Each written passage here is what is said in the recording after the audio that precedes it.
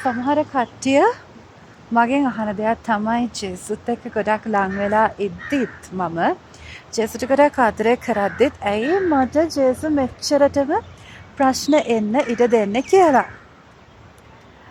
මෙහෙමයි. අපේ සාමාන්‍ය මනුස්සයෝ නේද? අපි හැම කෙනාටම දුක කියන දේත් සතුට කියන දේත් හරි පොදුයි. එතකොට මිනිස් අපිට අපි කොච්චර ජේසුට ආදරය කරත් උන්වහන්සේ වෙනුවෙන් දේවල් කරත් අපිට ප්‍රශ්න කියන ඒවා එනවනේ. ප්‍රශ්න කියන වලින් අපිට බේරිලා ඉන්න බෑ. ඒ තමයි සාමාන්‍ය මේ ලෝක ස්වභාවය. ඉතින් එහෙම තියෙද්දි අපිට ප්‍රශ්න එනවා. අපි ඒ ප්‍රශ්නවලට හරියට මුහුණ දෙන්න.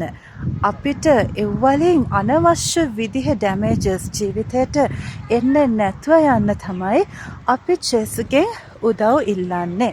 එහෙම නැතුව අපිට ජේසුට කියන්න බෑ අනේ ජේසුනේ අපිට ප්‍රශ්න එන්න එපා. ප්‍රශ්න වලින් අපිව බේරගන්න අපිට හැමදාම සතුටින් සමාදානයෙන් විතරක් ජීවත් වෙන්න පුළුවන් වාතාවරණය හදලා දෙන්න කියලා ජේසුගෙන් අපිට ඉල්ලන්න බෑ. එහෙම ඉල්ලන්න අයිතියකුත් නැහැ. මොකද එහෙමනම් දෙවියන් වහන්සේගේ පුත්‍රයානේ ජේසු. එතකොට ජේසුත් මේ ලෝකයට ඇවිල්ලා මේ ලෝකෙ විඳින්න තියෙන දරුණුතම වේදනාව විඳලා මැරුණානේ. එහෙමනම් එයාටත් කියන්න තිබ්බනේ මම දෙවියන්ගේ පුත්‍රයා. දෙවියන් වහන්සේට කියන්න තිබ්බා අනේ තාත්තේ මං ඔයාගේ පුතා. ඉතින් ඇයි මට මෙහෙම ලොකු වදයක් විඳින්න දෙන්නේ කියලා.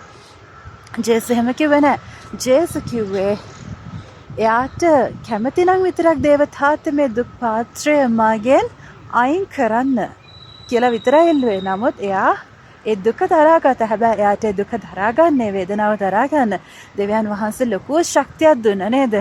දේව දූතයෝ 72,000ක් ආවා ජේසුට ශක්තිය ලබා දෙන්න. හැබැයි එහෙම ආව කියලා එයාට ඒ කුරුසේ ඒ වේදනාවෙන් මිදෙන්න පුළුවන් වුණේ නැහැනේ. ඒ කුරුස වේදනාව ඒ විදිහම තිබ්බා. හම්බෙච්ච දේ තමයි ශක්තිය. ඒක දරා ගන්න.